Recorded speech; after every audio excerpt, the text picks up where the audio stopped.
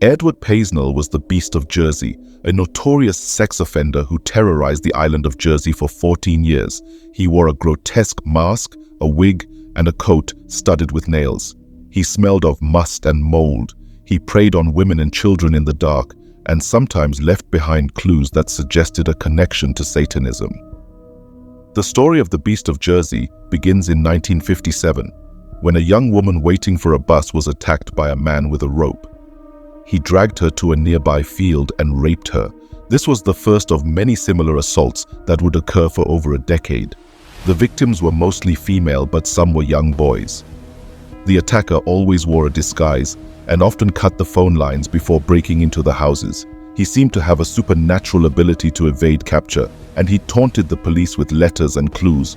The police were baffled by the crimes and had no leads or suspects. The public was terrified, and rumors spread of a supernatural creature, a werewolf or a vampire roaming the island. Some even blamed the German occupation of the island during World War II, which had left a legacy of trauma and resentment. The first suspect was Alphonse Le Gasteloy, a local fisherman and farmer who lived in a remote cottage. He was eccentric and reclusive, and had a reputation for being violent and abusive. He was arrested in 1960 after a woman identified him as her attacker, but he was released due to lack of evidence, and the attacks continued. His cottage was burned down by an angry mob, and he fled to a nearby island where he lived in isolation for 14 years. The real beast was still at large, and his attacks became more frequent and violent. He began to wear a more elaborate costume, consisting of a rubber mask, a wig, a beret, and a coat with nails and spikes. He also developed a signature method of breaking into the houses by removing a glass pane from a window or a door and replacing it after he left.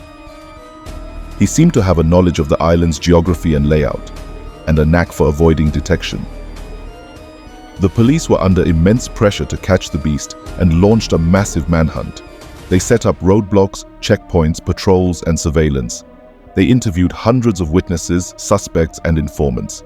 They collected thousands of pieces of evidence, such as fingerprints, hairs, fibers, and blood samples. They consulted with experts such as psychologists, profilers, and forensic scientists.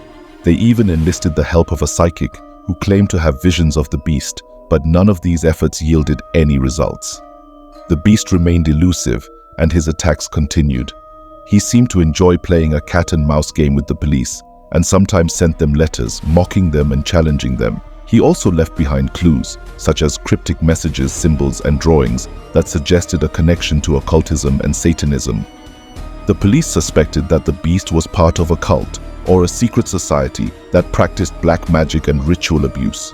They investigated several leads, such as a local coven of witches, a group of bikers, and a mysterious lodge of Freemasons. They also searched for hidden locations such as caves, tunnels, or cellars where the beast might have performed his rituals or kept his victims. One of his victims was Margaret Hughes, who was 15 years old when she was attacked in 1966. She was asleep in her bed when she heard a noise in the window. She saw a man climbing into her room. He was wearing a mask, a wig, and a coat. He smelled horrible. He grabbed her and put a rope around her neck. He dragged her out of the house and into his car. He drove her to a place she didn't know where. It was dark and cold and damp. It looked like a cave or a cellar. There were candles and symbols and bones. He tied her to a table, and he did things to her. He hurt her, he raped her, he tortured her. He said he was doing it for Satan, that she was his sacrifice. He said he would kill her and take her soul. She was terrified. She thought she was going to die. But Margaret Hughes survived her ordeal and managed to escape. She ran to a nearby house and alerted the police. She gave them a detailed description of her attacker and his car. She also gave them a piece of evidence that would prove to be crucial, a button that had fallen off his coat. The button was unique and had been made by a local craftsman. The police traced it to a shop where they found out who had bought it, a man named Edward Paisnel. Edward Paisnel was a 46-year-old builder who lived in the parish of Grouville with his wife Joan and her 3 children from a previous marriage. He was well known and respected in the community and had no criminal record. He was involved in several charitable and social activities such as the Rotary Club, the Freemasons, and the Salvation Army.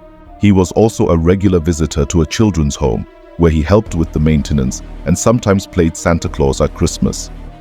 He was arrested in 1971 after the police matched his fingerprints and blood type to those of the beast.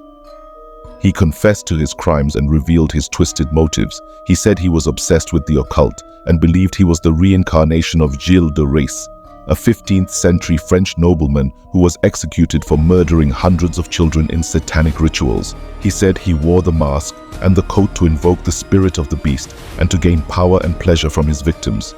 He said he had a secret room in his house where he kept his costume, his weapons, and his trophies. He said he had a list of potential victims and a schedule of his attacks. He said he was planning to kill his next victim on Halloween night, the most sacred night for Satanists.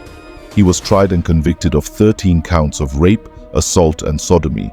He was sentenced to 30 years in prison, the maximum penalty at the time. He died in 1994 at the age of 69. The case of the Beast of Jersey shocked and fascinated the world. It exposed the dark side of a seemingly idyllic island and the twisted mind of a seemingly normal man. It raised questions about the nature of evil and the influence of the occult. It also inspired several books, documentaries, and films, such as The Beast of Jersey, The Devil's Children, and The Mask of Evil.